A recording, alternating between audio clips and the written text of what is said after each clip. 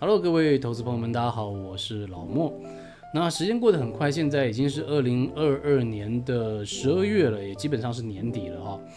其实我们回看过去这一年，我觉得2022是蛮多彩多姿的一年吧。从俄乌战争一直到美国升息，我觉得在2022年应该算是充满着各种惊喜事件的一年哈。那我觉得尤其是在 Fed 宣布升息以来，就各种的数据基本上呢都被全世界不断的关注。所以说像是 CPI 非农就业人口还有说 Fed 等 FOMC 会议记录等等，那基本上在今年呢就是这种一有大数据或者说一有大事件公布的时候啊，股市基本上呢都会出现蛮大的一个波动。那所以说其实像这种大事件，我身边就蛮多朋友他们会进去追高或者说追空的这种动作，然后呢再等到数据公布的那一刹那，再决定是要开香槟还是说要去停损。有没有特别像是我们在世界杯足球赛，我们去买运彩赌球的感觉？我们都是先猜一边赢，然后呢等到开出来之后呢，赢家全拿，那输家就拜拜这样子。其实讲到这里，我不知道各位有没有这样的疑问，就是我们有没有办法从这种事件里面用一些比较稳定的策略来去赚得到钱呢？也就是说，我不用去猜谁赢，我不用去猜会上会下，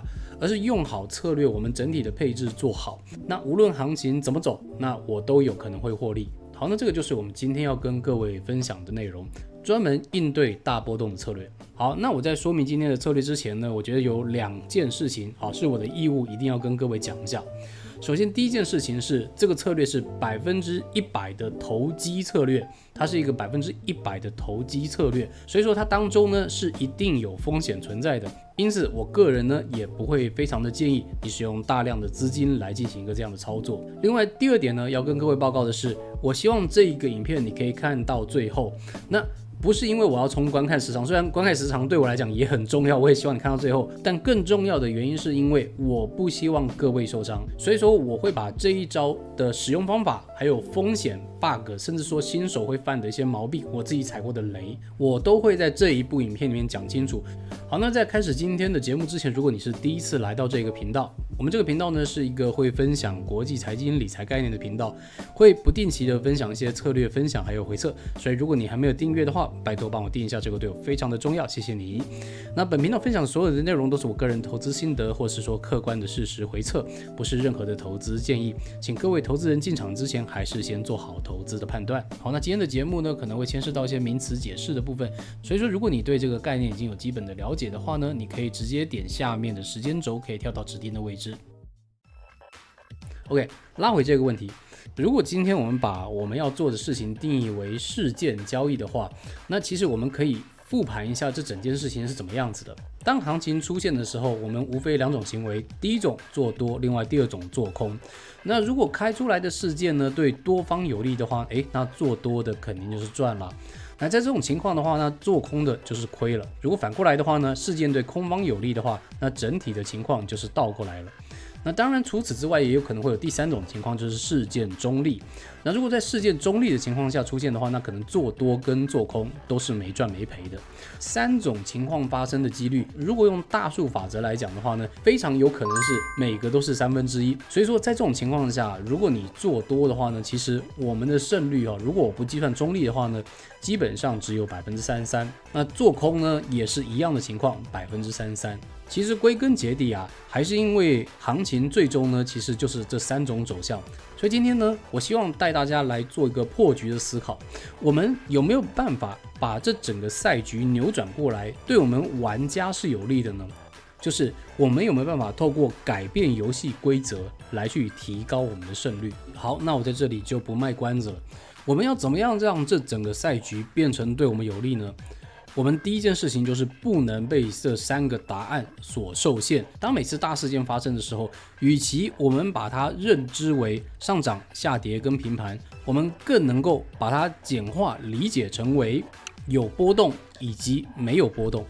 来，各位思考一下，无论上涨跟下跌，其实它对比现在的股价是不是都是有波动的一个情况？所以说我们可以把这2个东西综合在一起，如此一来，我们的胜率呢将会变成下面这一张表格：事件对多方有利，我也会赚；事件对空方有利，我也会赚。那事件中立，我可能就是没赚没赔，最多是亏手续费。而我的胜率呢，我就可以把做多跟做空2个东西合在一起， totally 加在一起，我可以达到66% 的一个胜率，而剩下的33% 没有波动的几率呢，也许我也不会亏太多。好，那讲到这边的话，各位同学可能会有疑问了，那有什么方法可以达到这样子的一个投资呢？因为我们无论买股票或者说买期货，其实我们都是做单一方向的，无论你做多或做空，所以说你的损益呢，势必是从你买入这个点开始往上增加，或者是说往下增加。那我做一口多跟做一口空，那我这样子不就是把我的获利相互抵消了吗？所以说呢，为了达到这个目的，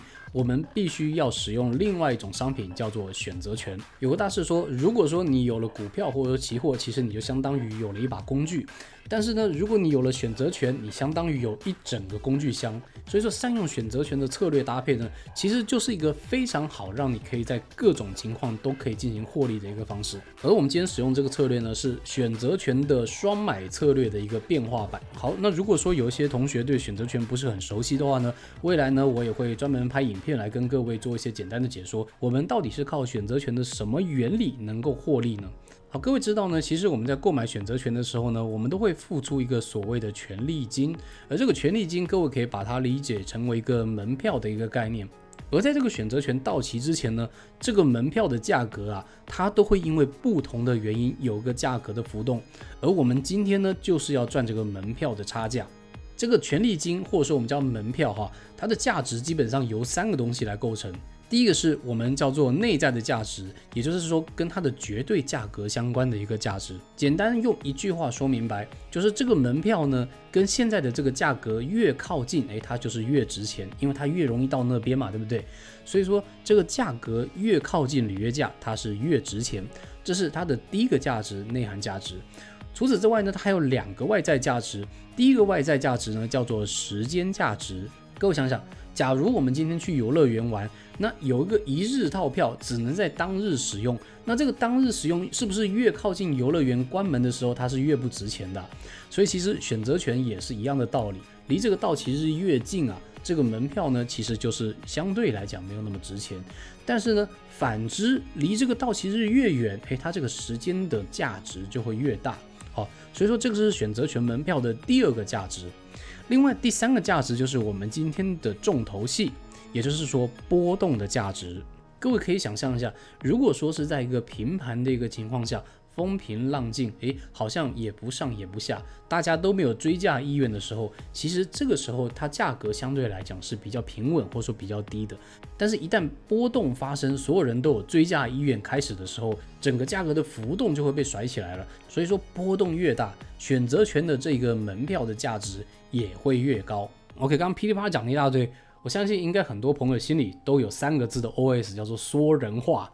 好，没关系，我们接着就把它用简单的 SOP 包装给各位。这个事件双买策略的操作法呢，我把它分成介入时机以及离场时机2块。介入时机的时间呢，第一个是在预计公布重大时间的当天进行交易，例如说可能有个全市场都关注的大事件，这个你就可以提起你的第一根神经了。第2个介入时机呢，是在事件公布之前，指数陷入一个温和的盘整的时候，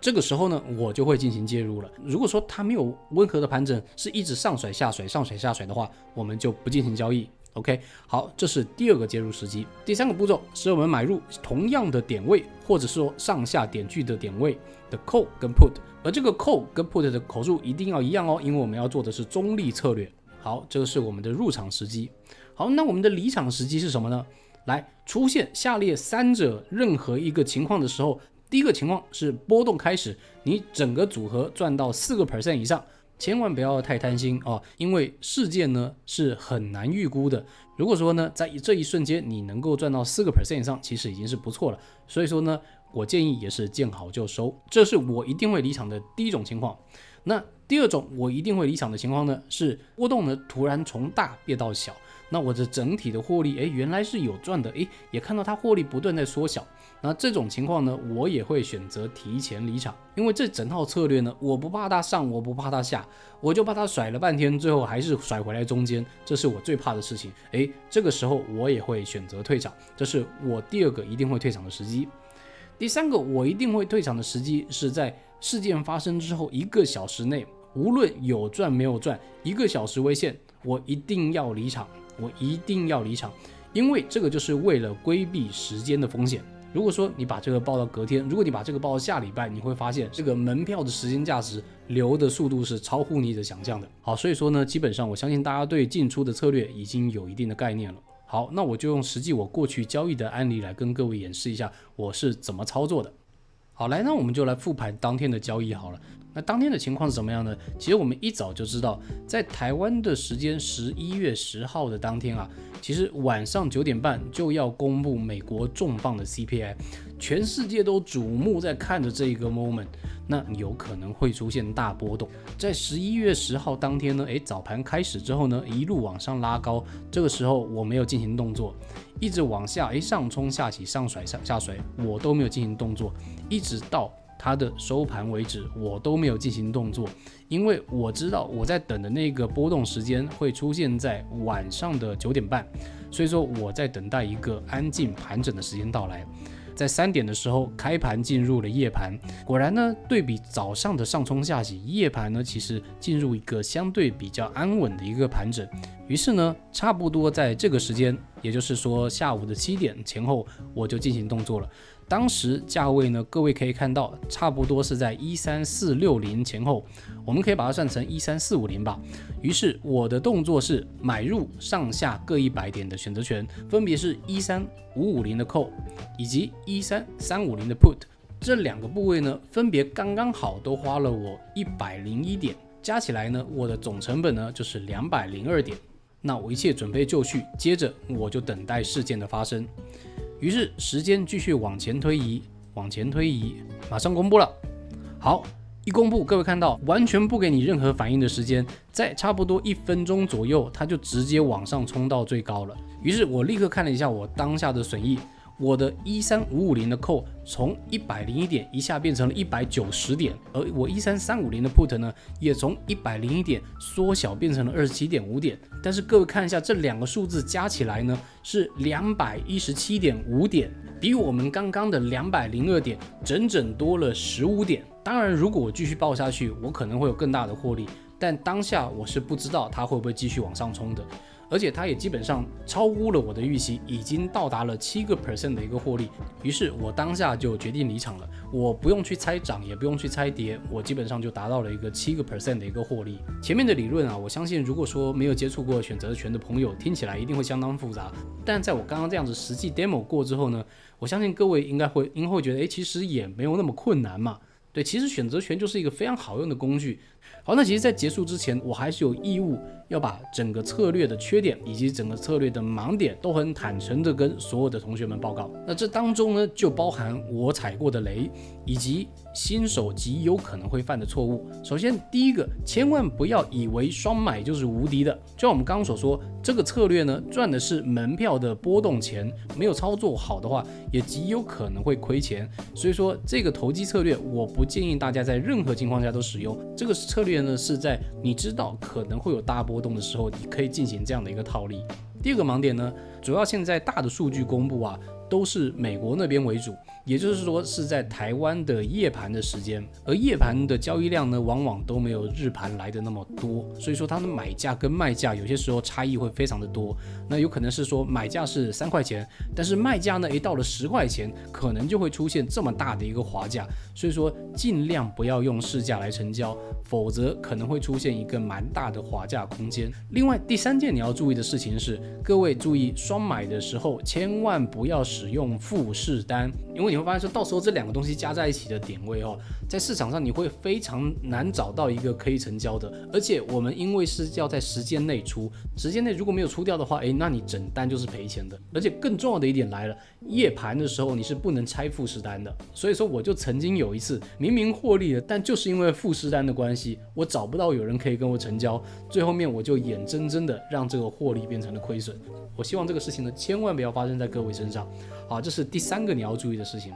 再来第4个你要注意的事情呢，是你的停利跟停损一定要设得非常的好。那像刚刚停利4%，停损以时间或波动来停损，这是我个人的习惯。那我也强烈建议各位，如果要做这个操作的话，一定要把停利跟停损通通都设置得非常好。因为我们要知道，我们赚的是波动的钱，这个时候时间不是我们的好朋友。当时间一分一秒在流逝的时候呢，其实你的获利也在流逝，所以说千万不要让时间价值吃掉你的获利。那除此之外，因为我们是赚波动的钱，如果说波动在减缓的时候，那你整个的获利也会逐渐的缩水，所以一样出场的时间非常之重要。那如果说事件公布之后，完全没有波动，或者说往上冲一下又拉回来，那怎么办呢？那所以说其实这就代表说市场对这个事件分歧并没有那么大，也就是说可能不存在波动行情的一个前提。那如果说这样的话呢，我自己个人我就会提前先出场了，这样基本上可以做到不赚不赔，甚至是说我可能小付点手续费就可以解决的事情。